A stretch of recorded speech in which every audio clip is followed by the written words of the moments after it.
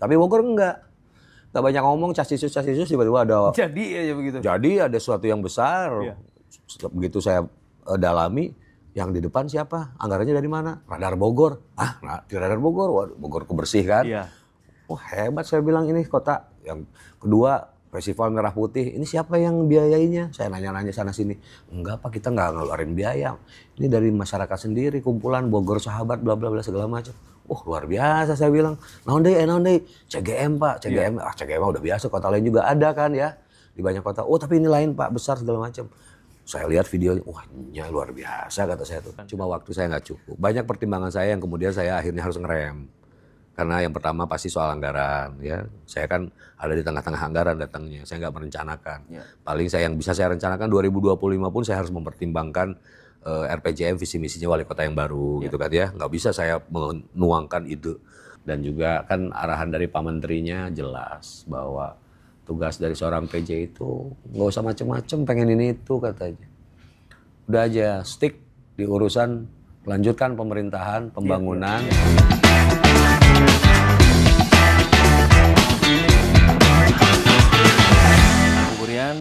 Hari ini redaksi Radar Bogor kedatangan tamu yang istimewa banget.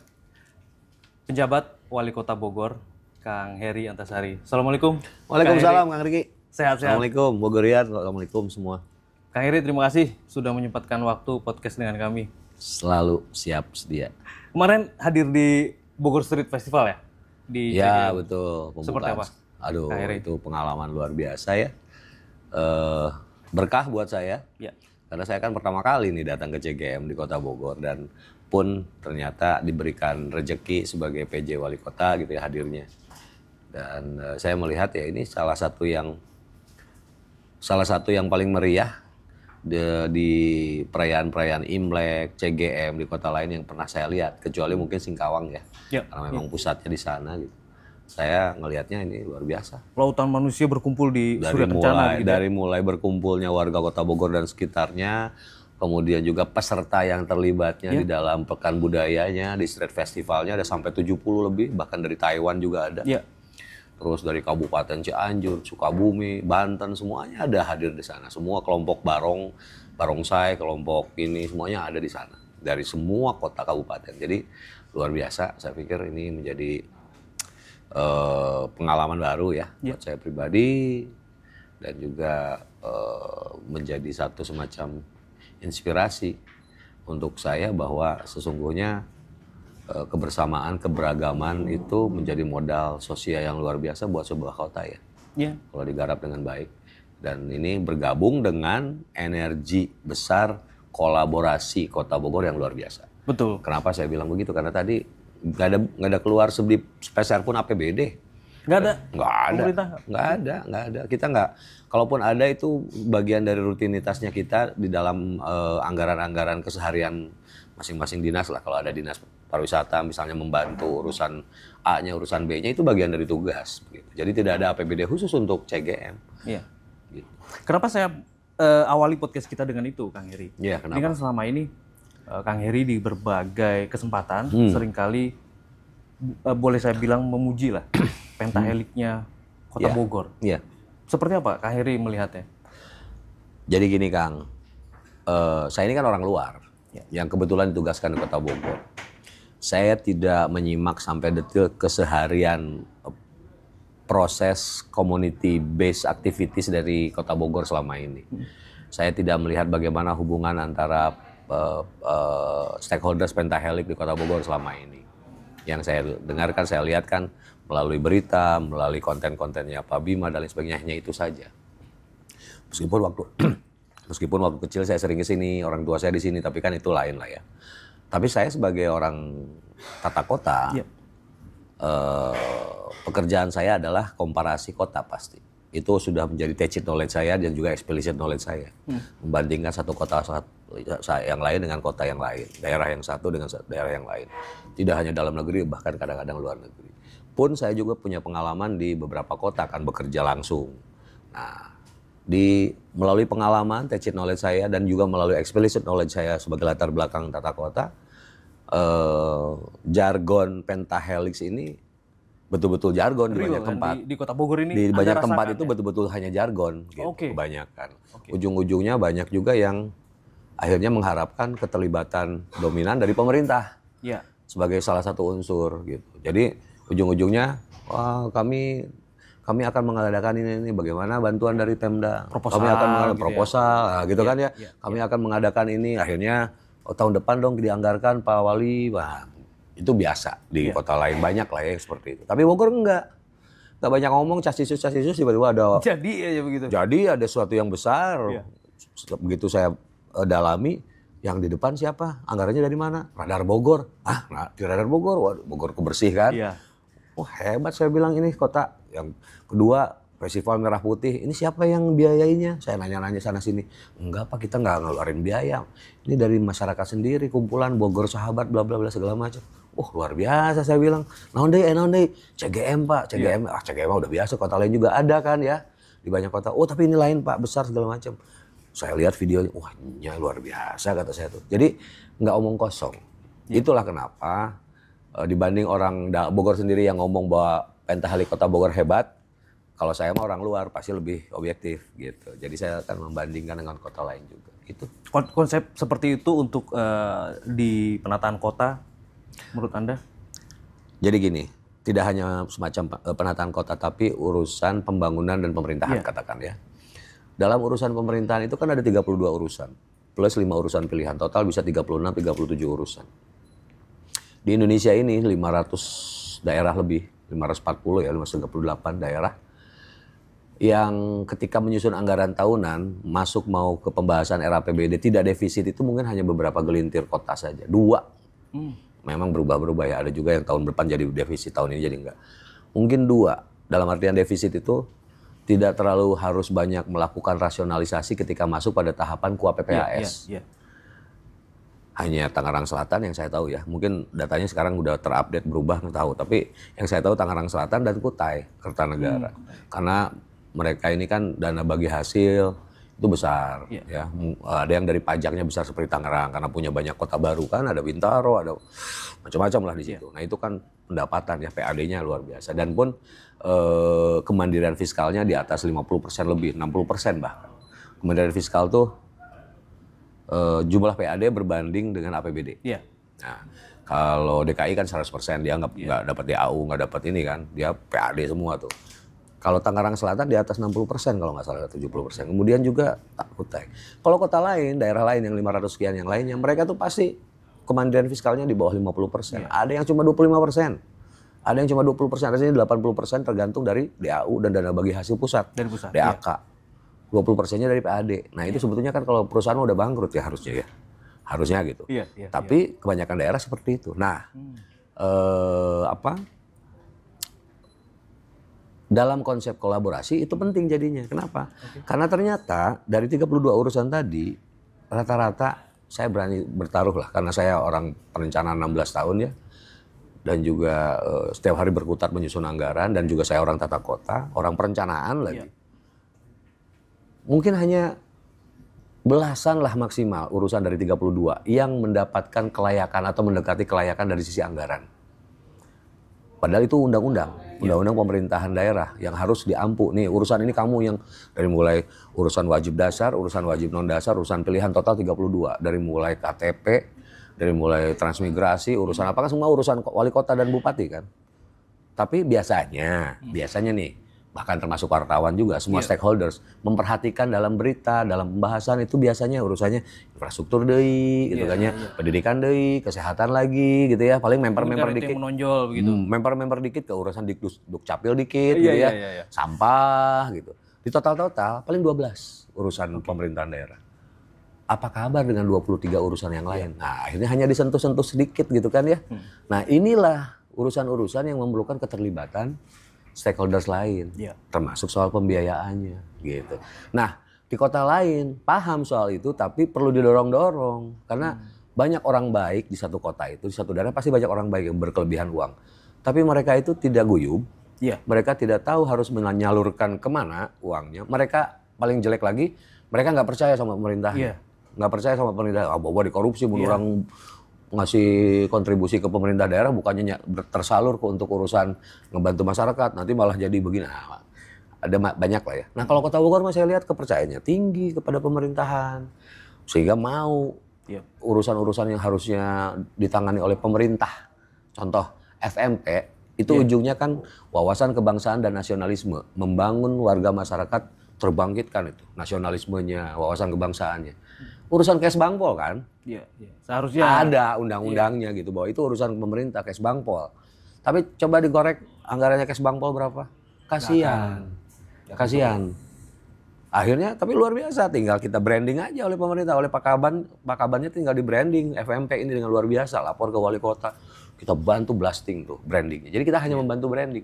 Urusan yang lainnya, urusan Suhu Guntur dan kawan-kawan. Selesai itu. Luar biasa kan? Nggak ada di daerah lain seperti itu. Menarik. Gitu. Karena kan mungkin jarang tersampaikan, Kang Heri. Saya baca ya, saya takut salah. Sebagai kepala daerah kan latar belakang pendidikan Kang Heri ini paket komplit gitu ya, paket telur lah kalau bahasa kami itu. Kang Heri sarjana di Teknik Tata Kota dan Wilayah, ITB. Kemudian magisternya di Development Planning Queensland, Australia. Kemudian doktor Administrasi Publik Universitas Pajajaran. Jadi lengkap banget untuk tata kota sebetulnya. Dan Anda melihat tadi pentahelix cocok untuk kolaborasi dalam penataan kota begitu. Betul. Siap. Dan ya itu mewarnai yang tadi saya bilang explicit knowledge saya. Kan explicit knowledge itu pengetahuan yang kita dapatkan dari proses formal ya. Di kelas, di diklat, di seminar, itu eksplisit dari buku baca sendiri. Nah, atau harusnya Kang Heri bikin buku konsep ini yang Anda niat udah sering saya, niat pengen banget. Jadi udah ada di blog-blog tulisan saya di microblog saya itu saya sering nulis. Parsial. Tapi suatu saat saya akan kumpulin lah itu. Iya dong. Kita buat rumusan begitu Kang Heri. Nanti radar bantulah. Siap banget.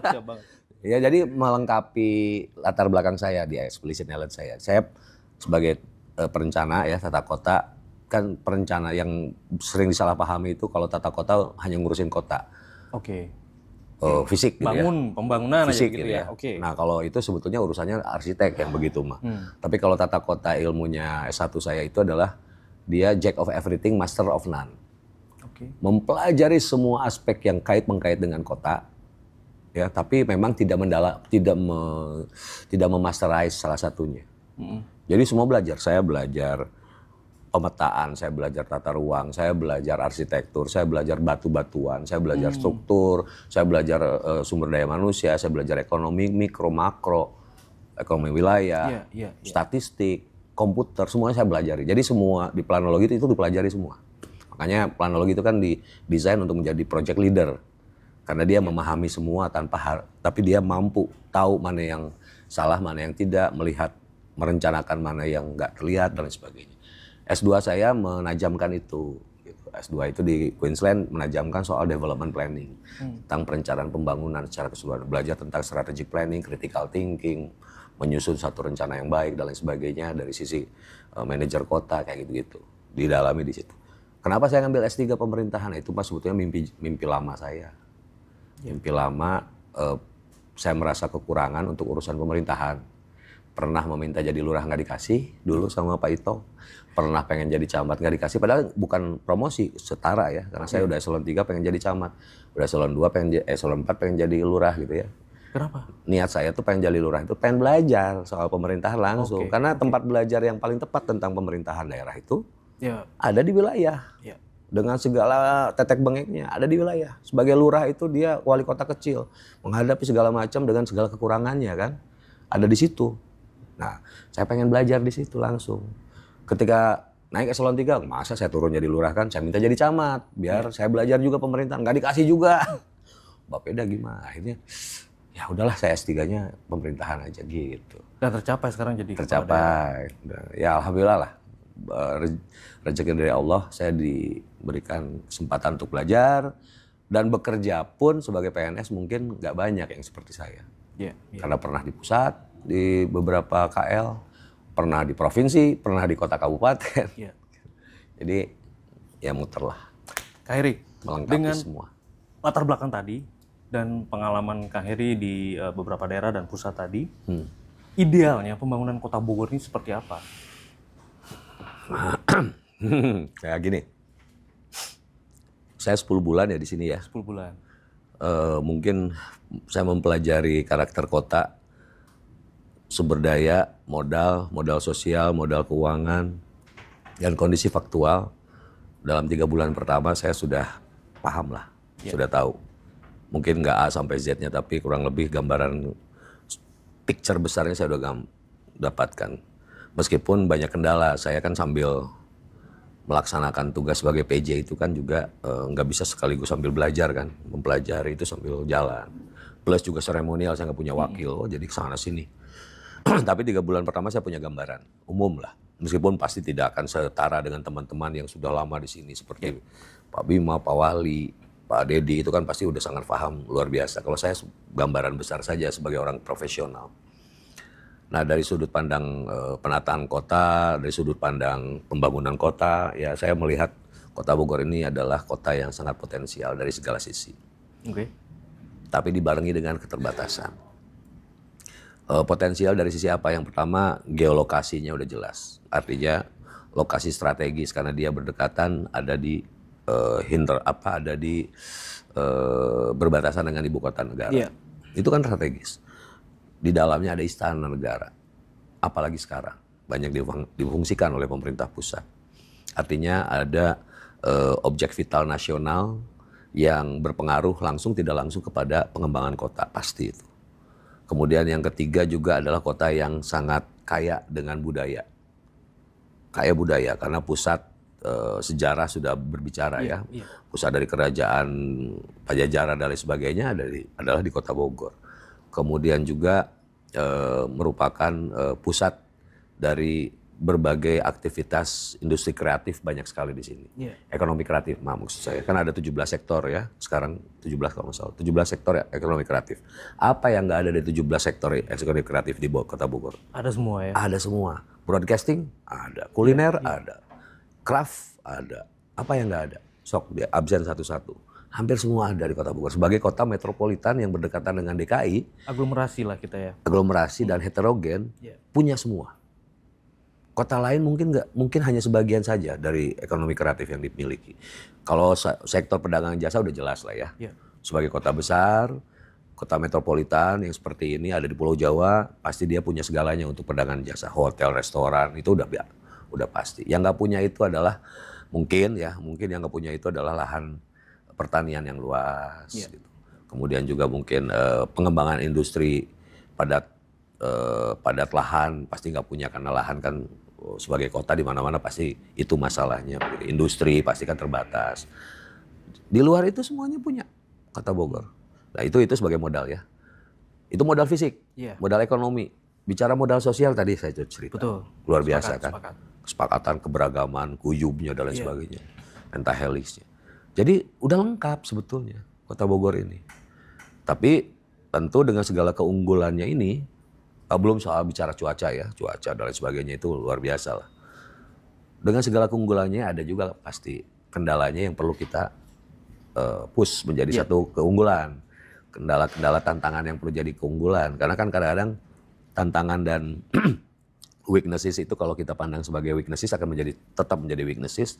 Tapi kalau kita pandang itu sebagai tantangan, challenge, maka menjadi keunggulan kan.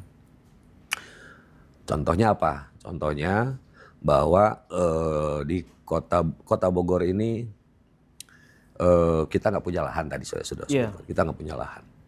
Jadi ketika kita akan mengembangkan sesuatu yang memerlukan lahan cukup gitu ya, kita akan sedikit mengalami kesulitan berkaitan dengan bagaimana pembiayaannya. Kalau udah ada biaya pengadaan lahannya, ongkos social engineeringnya juga mahal. Kenapa? Karena di sekitarnya udah wilayah terbangun. Ada yang nggak setuju, ada yang komplain, ada yang protes. Nah itu banyak. Mau bikin RDF saja, kita punya lahan yang dihibahkan oleh pemerintah pusat itu di, saya lupa. Selatan? Selatan ya? Atau? Bukan di selatan. Aduh, yang dihibahkan di pemerintah pusat saya lupa. Nanti kita cari lah ya namanya. Tapi ini udah di ujung lidah, coba lupa. Lahannya ada cukup untuk membangun suatu RDF dengan kapasitas katakanlah 50 ton misal. Seperti Cimahi lebih kecil, dia bisa. Tapi ternyata ada beberapa kendala sosial gitu ya. Social engineering-nya dalam artian bagaimana merekayasa agar masyarakat sekitar mau. Karena yang namanya RDF untuk pengolahan sampah itu kan NIMBY. NIMBY itu NIMBY.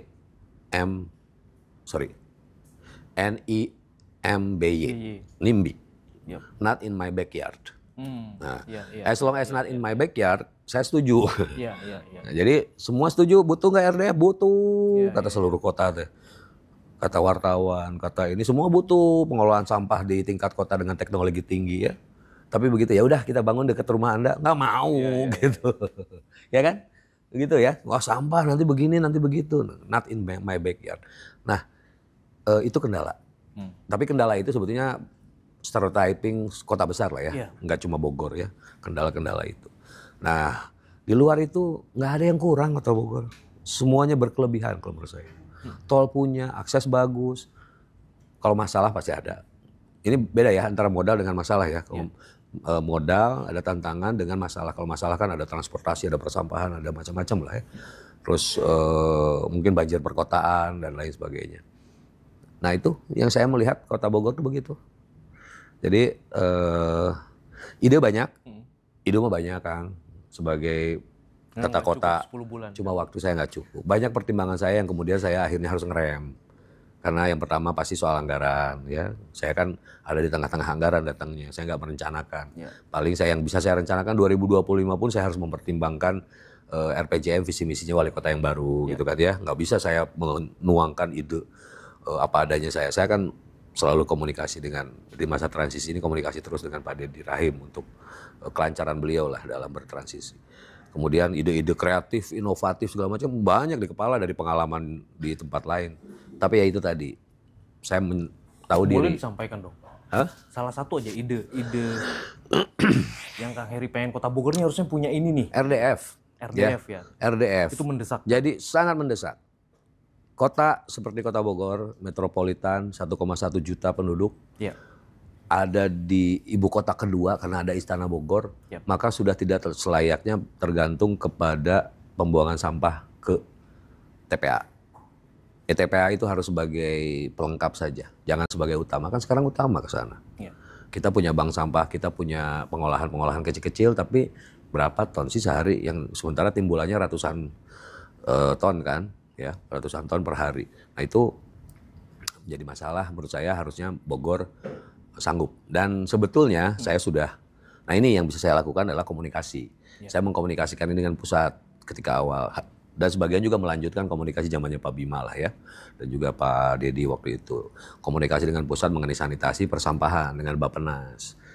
Tapi kendalanya sekarang terkendala oleh ada efisiensi, ada apa. Jadi yang sudah dibicarakan tinggal mungkin dilanjutkan dan eksekusi kesepakatannya 2025 akan berpengaruh pasti.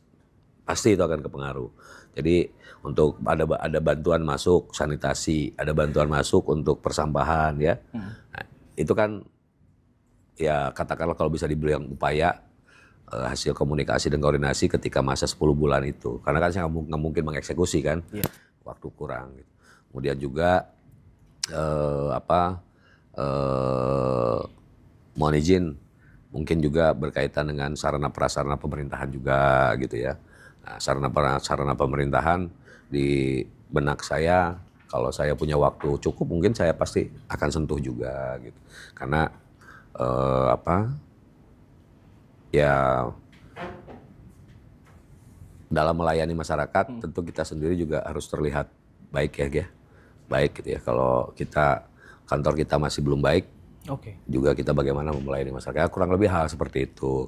Kemudian berkaitan dengan misalnya teknologi transportasi juga, kan saya nggak sempat ngegarap lanjutan yang pernah digagas bagus oleh Pak Bima berkaitan dengan transportasi massal kan, ada tram, ada apa gitu ya. Saya nggak sempat masuk ke sana karena saya nggak berani masuk ke sana. Waktu nggak cukup, nanti energi saya habis. Saya nggak bisa jaga pilkada, saya nggak bisa jaga ini. Jadi saya harus realistis ya. Oleh karenanya hal seperti itu ya hanya bisa komunikasi awal melanjutkan apa yang sudah digarap lah selama ini. Gitu. Dengan pusat ya? Dengan pusat gitu. Kang Heri, Anda PJ Wali Kota Bogor periode 20 April 2024 sampai 20 Februari 2025. Seminggu lagi nih waktunya, Kang. Dan sekarang pun pasti disibukkan dengan masa transisi dong. Siap. Ke pemerintahan yang baru. Seperti apa koordinasinya, Kang Heri? Iya, alhamdulillah ya. Sejak sejak penetapan pemenang, penetapan suara terbanyak waktu itu, saya sebenarnya sudah ingin membuka komunikasi untuk membicarakan masa transisi. Karena menurut saya makin cepat kita berkomunikasi dengan wali kota yang baru gitu ya, maka makin baik untuk Kota Bogor yang pertama, dan juga makin baik untuk wali kota yang akan datang memahami situasi yang ada sekarang gitu ya. Tapi ini luar biasanya Kang Deddy Rahim. Kang Deddy Rahim ini seorang negarawan yang sangat fatsun dengan aturan-aturan gitu.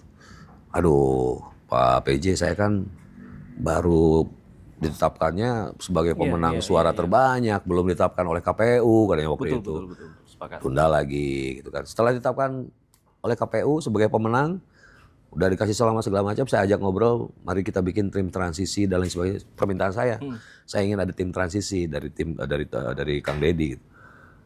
Kang Deddy lagi-lagi nanti nunggu pelantikan, penetapan. Jadi luar biasa sikap ini. Tapi di luar itu ngobrol berdua sih sering.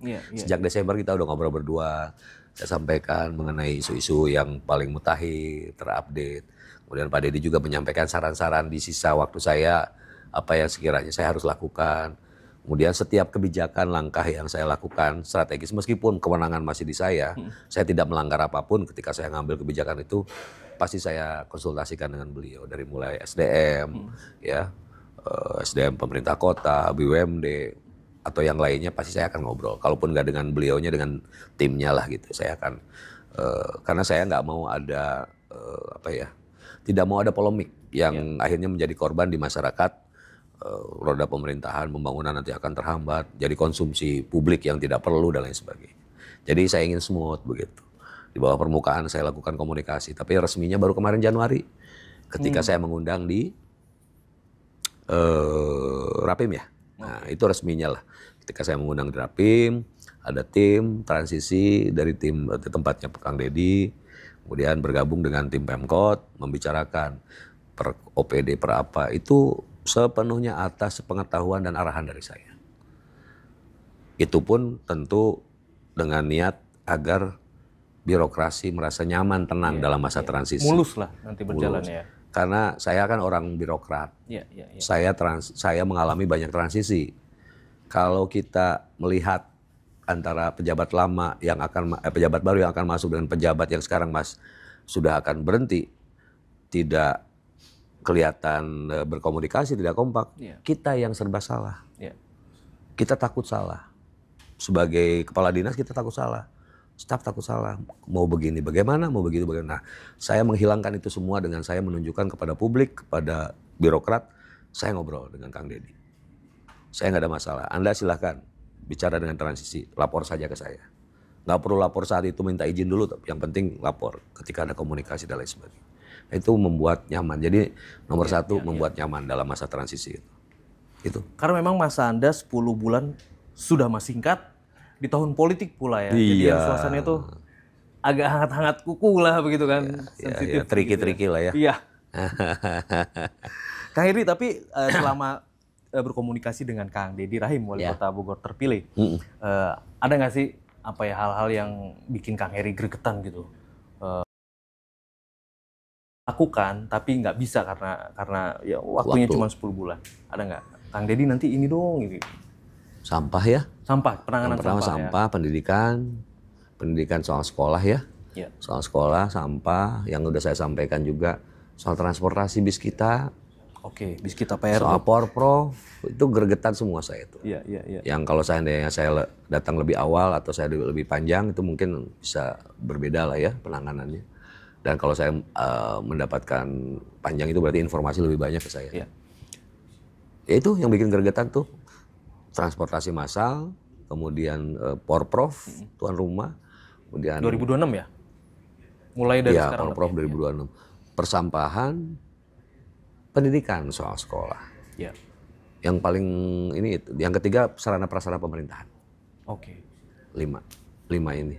Oke. Titipan Kang Heri itu ya, pesan ya? Iya, yang kalau BIS kita sekarang kondisinya gimana Kang Heri?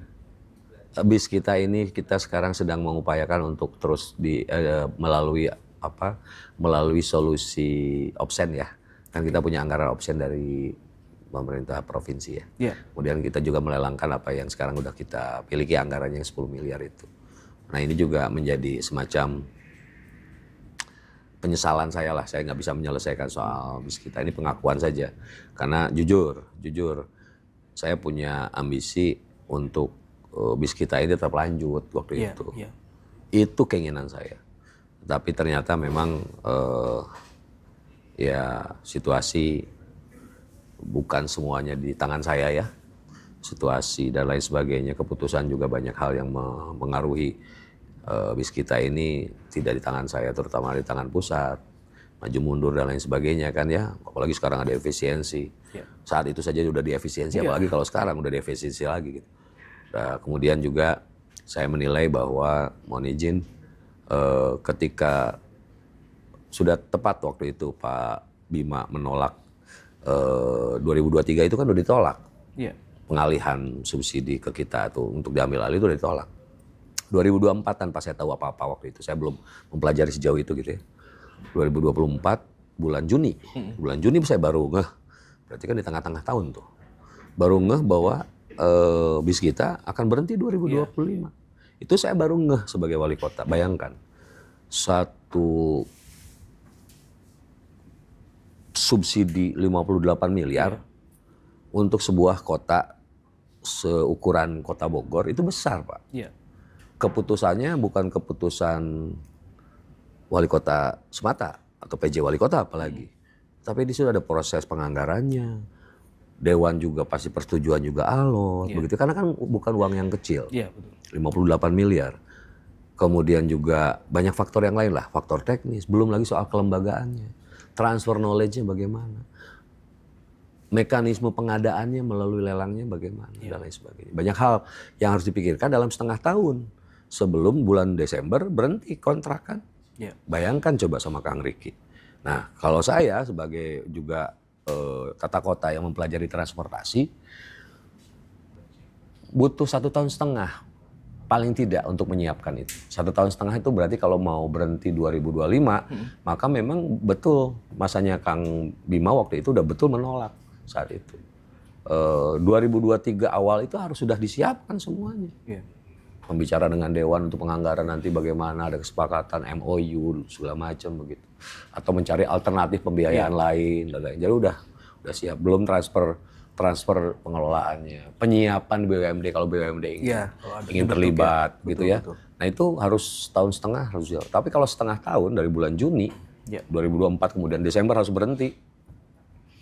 Itu mission impossible dalam tata kelola transportasi subsidi seperti ini. Penyiapannya ya. Tapi saya waktu itu masih bertekad untuk bisa. Wah mati-matian waktu itu untuk paling tidak menghentikan dulu niat untuk berhenti pemerintah pusat. Jadi upaya saya fokusnya lobby atas itu. Lobby gitu, komunikasi, koordinasi ya tanpa harus saya sampaikan ke publik dan ke wartawan, tapi saya melakukan itu. Gitu. Nah, tapi ya tadi kelihatannya di Kementerian Perhubungan menghadapi masalah tersendiri lah ya dari sisi itu. Jadi ya kita juga banyak mentok di situ juga gitu. Iya, tambah sekarang efisiensi lagi. Tambah sekarang efisiensi begitu. Kang Heri, kalau boleh momentum ini Kang Heri jadikan untuk menyampaikan pesan. Kan Kang Heri juga banyak juga legacy Kang Heri di Kota Bogor. Kita ada perwali saya pisan seperti itu. Ya. Seperti apa Kang Heri nanti? Gerobak saya pisan, sorry. Gerobak saya pisan ini bagus ini. Jadi inisiatifnya dari Bu Esti ya sebetulnya inisiatif awalnya. Tapi itu konsep itu saya jahit lah dan kemudian saya setujui untuk dijadikan konsep kota gitu. Dan itu harus dilanjutkan. Kalau menurut saya itu harus dilanjutkan sebagai penanganan kawasan kumuh dengan berbasiskan kemasyarakatan, sosial, ekonomi, membangkitkan perekonomian lokal. Jadi menata sekaligus menggerakkan ekonomi lokalnya gitu. Nah, kan gerobak saya pisahin itu konsep singkatnya seperti itu. Yeah. Dan itu bagus saya kira. Jadi kita tidak semata-mata menata fisiknya, tapi juga bagaimana agar di situ juga terbangkitkan ekonominya gitu. Jadi mereka bisa termotivasi masyarakat yang ada di kawasan Kumuh itu untuk ikut menata di tahun berikutnya tanpa harus juga terus-terusan diberikan proyek dari pemerintah kota gitu ya. Dengan adanya kebangkitan ekonomi seperti itu. Itu yang pertama. Yang kedua juga ya banyak sih beberapa, tapi kebanyakan sebetulnya seperti yang ini Kang, saya ingin klarifikasi juga ini, nggak apa-apa lah mumpung podcast. Itu kan saya sempat tidak tahu menahu tiba-tiba di koran mana itu. Kayaknya bukan Radar. Apa itu? Yang 105 penghargaan. Di tengah-tengah saya ada satu foto, terus 105 penghargaan. Kayaknya bukan Radar ya di koran. Itu juga saya tidak mesan apa-apa itu, tiba-tiba ada. Nah, saya klarifikasi bahwa semua penghargaan itu sebetulnya bukan saya. Oh, Pemkot? Iya, bukan saya. Bukan semata-mata di masa Pemkot ketika 2024 juga. Oke. Itu sudah banyak yang dimulai ketika zamannya Pak Bima, zamannya Pak Dedi. Saya hanya menjaga, melanjutkan agar tidak mundur lagi. Maka penghargaan itu adalah suatu keniscayaan atas hasil kerja proses selama ini gitu. Tapi yang pasti PJ terbaik lah ya di rekomendasi evaluasi PJ kan, pejabat daerah. Tahu saya, belum tahu malah. Terbaik lah, Bapak di evaluasi Kemendagri kan Bapak termasuk yang terbaik. PJ Kata yang siapa? terbaik. Ada lah infonya. Masa sih? Enggak sih. Saya hanya berusaha untuk melakukan apa yang diminta aja. Oke. Dan juga kan arahan dari Pak Menterinya jelas bahwa tugas dari seorang PJ itu nggak usah macem-macem pengen ini itu katanya. Udah aja stick di urusan lanjutkan pemerintahan, pembangunan. Ketika ada ruang-ruang percepatan penyempurnaan silakan lakukan. Dan juga jaga pilkada, udah itu aja dua. Kota Bogor aman, nggak usah kondusif macem-macem. di tahun pilkada, di tahun politik. Alhamdulillah. Ya dari dulu juga udah gitu Kota Bogor mah. Saya mah tinggal menjaga aja. Justru kalau nggak kondusif berarti saya yang salah. Iya. Kenapa? Karena Bogor dari dulu udah kondusif. Kenapa jadi zamannya saya nggak kondusif gitu kan ibaratnya. Tapi memang menjaga itu yang paling sulit ya. Menjaga itu yang paling sulit di saat constraint saya sebagai PJ itu kan meskipun beban, tanggung jawab sama gitu ya. Tapi saya tidak punya legitimasi politik kan. Saya datang ke sini tidak punya teman. Saya tidak punya teman. Teman pertama. Kang Deddy kan teman Anda di ITB. Kenal ya teman. Tapi kan bukan teman bermain gitu ya. Bukan teman bekerja, bukan teman apa. Tapi saya kenal karena saya beliau pernah mau di ITB ya ketika itu. Dan saya bantu beliau gitu. Kemudian kenal. Teman yang pertama itu ya Suhu Guntur yang I consider as a friend itu ya, dan beliau yang memposisikan sebagai friend itu ya Suhu Guntur pertama kali ke sini. Saya nggak punya siapa-siapa, nggak tahu siapa-siapa. Cuma istri saya aja teman saya di sini datang ke sini. Makanya ketika ditunjuk di PJ juga innalillahi dulu yang saya ucapkan, innalillahi rajiun karena ini kota besar, saya tidak tahu apa-apa dan tidak punya kenal siapa-siapa. Dan setelah belakangan aja saya tahu ternyata beberapa kepala dinasnya adalah murid saya di BPSDM gitu ya. Barulah di situ saya bangun komunikasi dengan mereka ini sebagai pintu gerbang ke yang lain. Gitu. Itu aja. Tapi kan wartawan ini semua juga teman-teman Kang Heri. Sekarang. Kang Heri kan juga dekat dengan teman-teman wartawan. Alhamdulillah. Karena dari dulu saya ini bukan karena PJ ya. Iya. Cuma kalau ketika jadi PJ saya bisa mempraktekkan semua pengalaman dari bagaimana berkomunikasi yang baik dengan stakeholders itu saya terapkan sebagai PJ. Gitu. Ruangnya luas sekali lah. Karena ketika saya jadi kepala dinas banyak keterbatasan ya. Masih banyak kendala keterbatasan. Tapi dari dulu sebagai kepala dinas, komunikasi saya dengan teman-teman media seperti ini. Gitu. Iya. Nggak alergi lah ya? Enggak. Saya telepon balik, saya malah. Kalau ada telepon nggak diangkat, saya telepon balik. Kalau saya kenal ya. Kalau yang nggak kenal dan aneh-aneh ya enggak lah. Cuma kalau misalnya yang saya kenal, telepon jam 12 malam, saya angkat kalau saya masih bangun. Kalau enggak, ya saya telepon balik.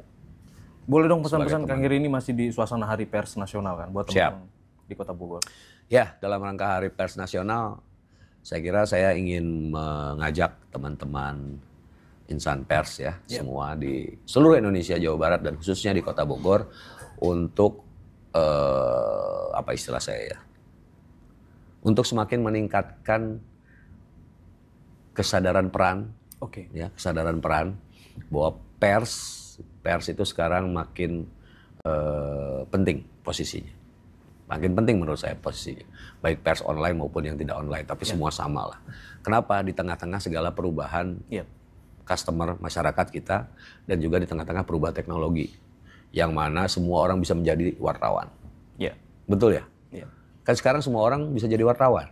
Dengan memviralkan, dengan mengkontenkan, dengan followersnya yang jutaan, itu kan wartawan semua. Dia punya media sendiri.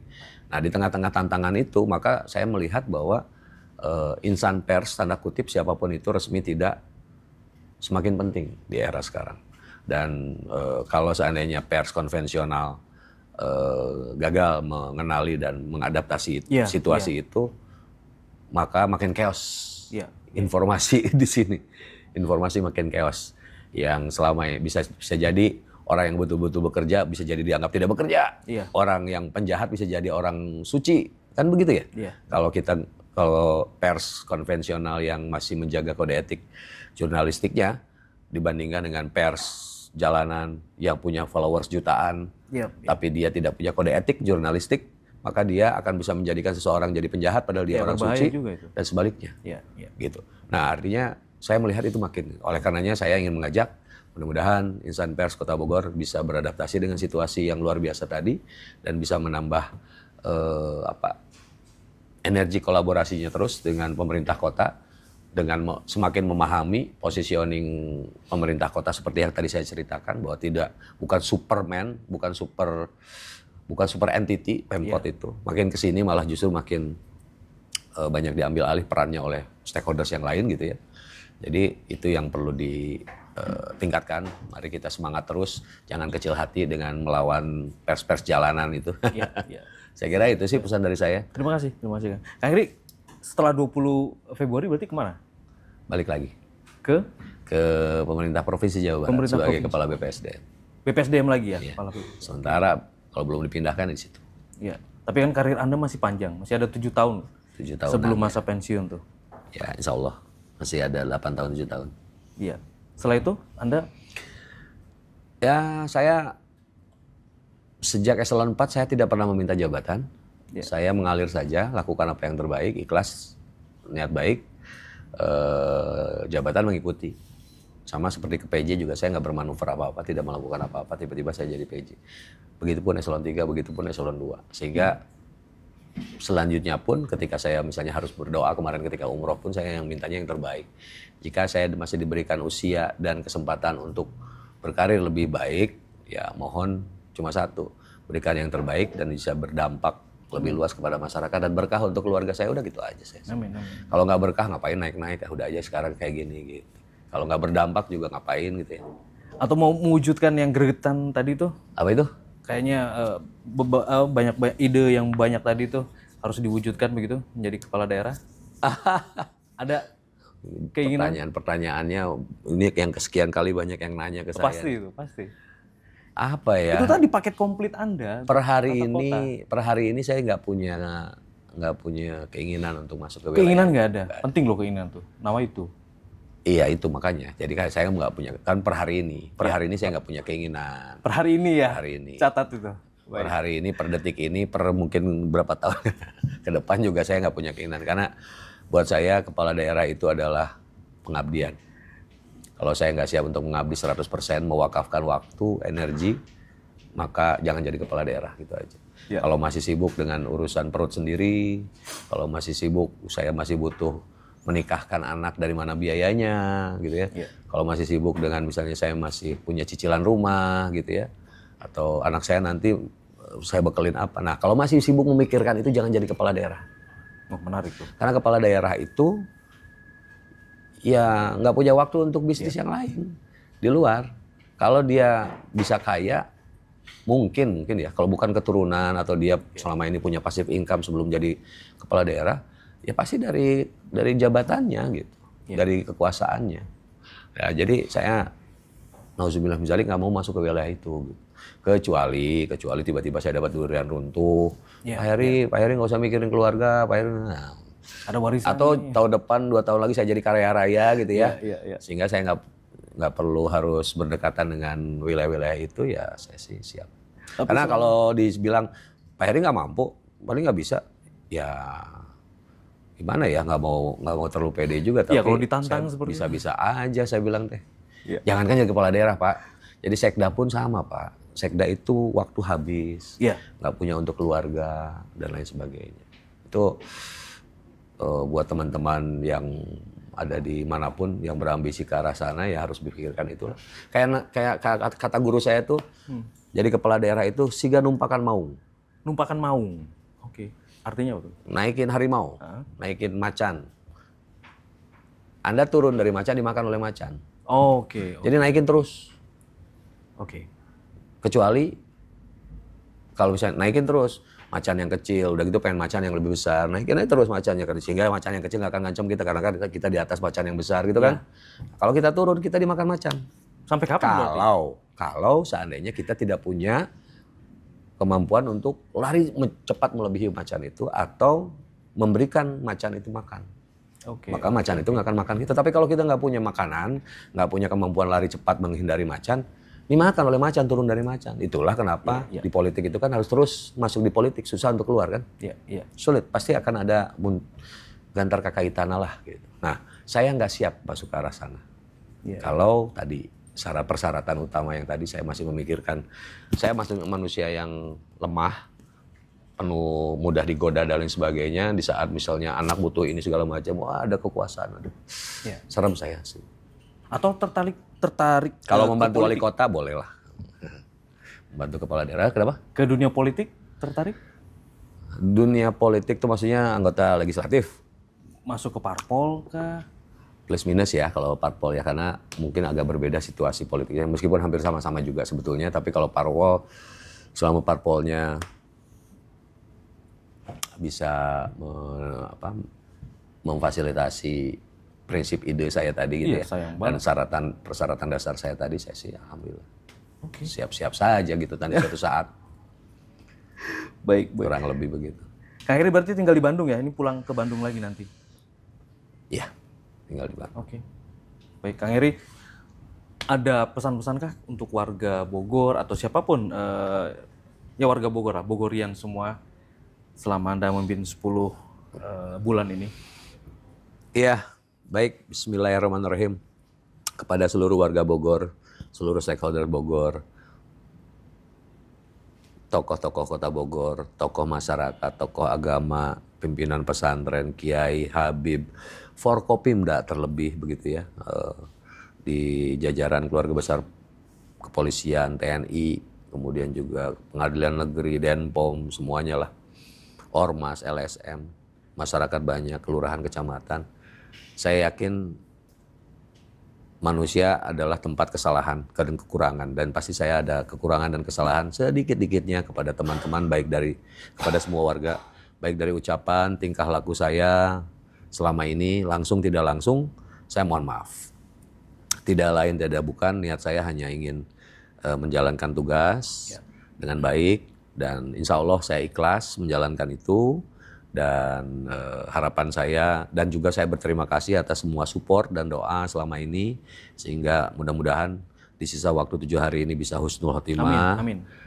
Dan mudah-mudahan tetap terjaga silaturahmi kita, karena salah satu yang saya dapatkan dari tugas ini adalah saya jadi dapat banyak ilmu dan saudara dan teman, bertambah berlipat-lipat, ilmu juga bertambah berlipat-lipat. Itu berkat semua dari semua stakeholder Kota Bogor, dan saya ucapkan terima kasih kepada semua stakeholder, mantan wali kota, Pak Bima, Pak Dedi, semuanya lah, Pak Diani, semua Pak Ade Sarif, itu yang sering saya ajak ngobrol, Ketua MUI sering ajak ngobrol, dan Bogor Sahabat itu luar biasa itu, Suhu Guntur dan kawan-kawan semuanya yang sering memberikan masukan, teman diskusi sampai tengah malam dan lain sebagainya.